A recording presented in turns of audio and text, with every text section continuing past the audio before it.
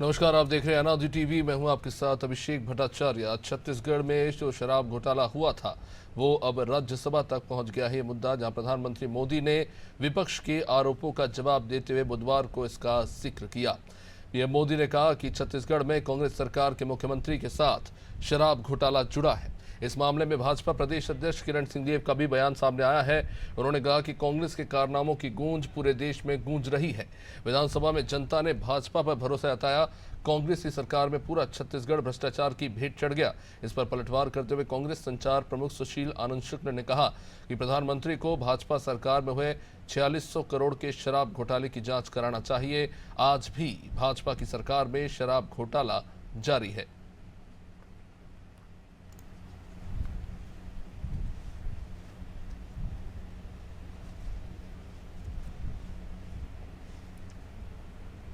सरकार के जो भ्रष्टाचार के कारनामे हैं और उनकी गूंज तो पूरे देश में गई है और इसी का परिणाम है कि विधानसभा चुनाव में महज 5 वर्षों की सरकार को जनता ने सत्ता से अलग कर दिया। भारतीय जनता पार्टी के ऊपर विश्वास व्यक्त किया और ये सब परिणाम आपको लोकसभा में भी देखने को मिले हैं और ऐसे कई कारनामे हैं यहाँ के पिछली कांग्रेस की सरकार के। प्रधानमंत्री को कांग्रेस पार्टी चुनौती देती है। यदि उसमें साहस है तो छत्तीसगढ़ के रमन राज में हुए 4600 के शराब घोटाले की जांच करा लो। प्रधानमंत्री में यह साहस है, भारतीय जनता पार्टी में साहस है, तो वर्तमान में विष्णुदेव साय सरकार ने जो शराब नीति में परिवर्तन किया है, जो सीधे सीधे शराब को सरकार खरीद के उसके बाद बेचेगी, उसकी कमीशन खोरी खाने के उद्देश्य से जो शराब नीति का परिवर्तन किया है उसकी जाँच करा लो। शराब का घोटाला भारतीय जनता पार्टी की फितरत है। कांग्रेस के राज में जिस शराब घोटाले की बात करते हैं उसको सुप्रीम कोर्ट ने खारिज कर दिया था। कांग्रेस सरकार को बदनाम करने के उद्देश्य से ईओडब्ल्यू ने फिर उसमें एफआईआर दर्ज किया है। छत्तीसगढ़ के जिस शराब घोटाले की दुहाई दे रहे हैं प्रधानमंत्री, उसको तो सुप्रीम कोर्ट ने खारिज कर दिया था।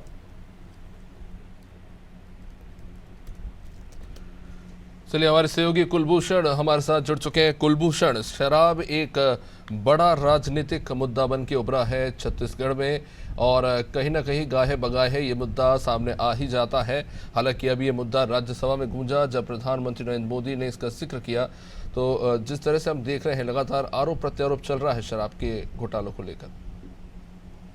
जी बिल्कुल, शराब घोटाला जो है वो एक छत्तीसगढ़ का एक बड़ा मुद्दा है जो अब केंद्र तक जा पहुंचा है। यही वजह है कि प्रधानमंत्री नरेंद्र मोदी संसद में छत्तीसगढ़ के शराब घोटाले को लेकर वहां बात करते हैं और उसे लेकर ये चर्चा करते हैं कि प्रदेश के जो मुखिया हैं, मुख्यमंत्री पूर्व मुख्यमंत्री भूपेश बघेल हैं, वो इस शराब घोटाले में इसमें शामिल थे और जिसकी जांच अब तक नहीं हुई है। इस तरह के बड़े घोटाले होते हैं। तो वहीं कांग्रेस का ये कहना है कि अगर जांच करनी है तो उन शराब घोटालों का करो जो उनके शासनकाल में 4600 करोड़ का हुआ है।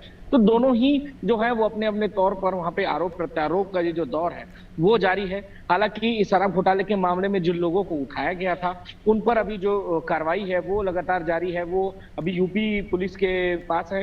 यूपी ईडी इसमें जब कार्रवाई करेगी उसके बाद इसमें आगे जाके जो कार्रवाई होनी है वो अभी तक इसका कोई निर्णय हो नहीं पाया है कि एक्चुअली इसमें कितने करोड़ का ये घोटाला है। और बता जो सूत्रों के अभी जो तक जो जांच में सामने आया करीब 2000 करोड़ का घोटाला बताया जा रहा है, लेकिन किसका कितना परसेंट है, किसने किस तरह से इसको घोटाले को अंजाम दिया है, इन सब तमाम कुलभूषण, ये नंबरों का क्या खेल है?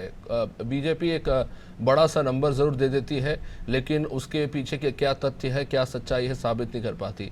अभी सुशील आनंद शुक्ल यही बात कह रहे थे कि सुप्रीम कोर्ट ने उस मामले में जो एफआईआर की गई थी उसको रद्द कर दिया गया। तो कहीं ना कहीं ये भी एक मामला है कि आप अगर इतने बड़े आरोप लगा रहे हैं, आपकी जब केंद्र और राज्य दोनों जगह सरकार है, तो आप तथ्य क्यों नहीं रख पा रहे? जी बिल्कुल, ये एक बड़ा सवाल है कि अगर आप डबल इंजन की सरकार की अगर आप बात करते हैं कि केंद्र और राज्य दोनों में आपकी सरकार है, तो फिर ऐसा क्या कारण है कि आप आरोपियों को सजा नहीं दिला पा रहे हैं? ऐसा क्या कारण है कि आप जो लोग हैं वो करेक्ट आंकड़े वहां पर नहीं जारी कर पा रहे? ईडी, ईओडब्ल्यू, आईटी सभी तरीके से वहां पर जांच वहां पर की जा रही है।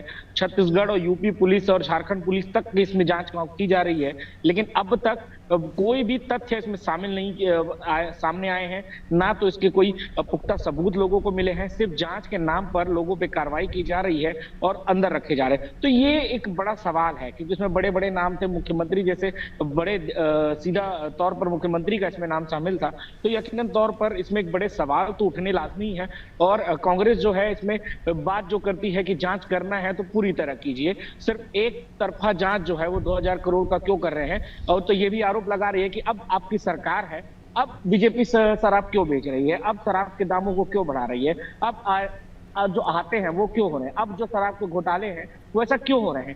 तो ये कांग्रेस का जो सवाल है वो कुलभूषण, जो सीधा सीधा सुशील आनंद ने आरोप लगाया है कि लाखों करोड़ों का शराब घोटाला बीजेपी की केंद्र की सरकार में हुआ है, ये किस घोटाले का जिक्र कर रहे थे?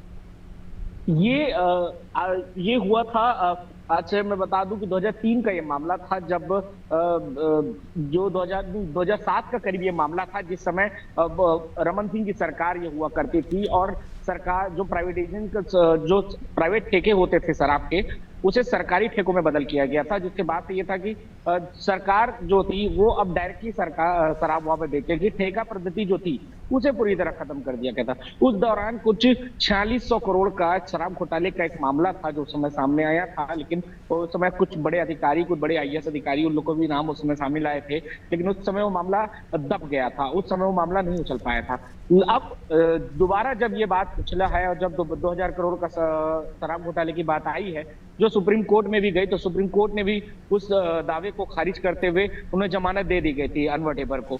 तो अब इसी बात को जो है वो सुशील आनंद शुक्ला बोलते हैं कि जब सुप्रीम कोर्ट ने इस बात को खारिज कर दिया गया है, तो बीजेपी इस चीज को मुद्दा क्यों बना रही है, ईडी इसमें बार बार जांच का हवाला देकर लोगों को दिलचस्प मसला है। जैसा कि अभी आपने 2003 के घोटाले को लेकर जिक्र किया कि ये मामला तब उठा था, फिर बाद में वो मामला जो है तब गया। ऐसा ही धान का जो घोटाला हुआ था, उस घोटाले को लेकर भी बाद में कुछ नतीजा निकलकर सामने नहीं आया, कुछ अधिकारी गिरफ्तार किए गए, बाद में वो भी छोड़ दिए गए। शराब घोटाले को लेकर एक तरफ कह दिएगा कि हजारों का घोटाला हुआ, वही दूसरी तरफ अब जो है इस पर राजनीति हो रही है, कुछ तथ्य निकलकर सामने नहीं आ पा रहे। जी बिल्कुल, ये तो बात सही है कि जिस तरह से घोटालों के बात होते हैं, जब तक सरकार होती है तब तक घोटालों की बात होती है, सरकार बदलती है तो घोटालों के जितने दावे होते हैं सब नकार दिए जाते हैं, जांच जो होती है वो रुक जाती है। ये इसी तरह का जो ये मामला है, ये पहले भी हुआ था, चाहे वो धान का घोटाला हो, चाहे शराब का घोटाला हो, चाहे बांध के लिए जब हो, तो इस तरह तमाम जो घोटाले हैं सरकार के रहते हैं। सरकार जाने के बाद जो है वो चेंज होती है और अपने आप जो कार्रवाई है वो धीमी पड़ जाती है और अपने आप धीरे से मामले को दबा दिया जाता है। दोबारा जब सरकार आती है तो दोबारा इस तरह से मामले उठा दिए जाते हैं। तो ये तब जो हालात है छत्तीसगढ़ के, ये लगातार है और इसमें अब तक बहुत ही ठीक है, बहुत चिंताजनक स्थिति है। जाहिर तौर पे कुलभूषण आप बने रहिए हमारे साथ।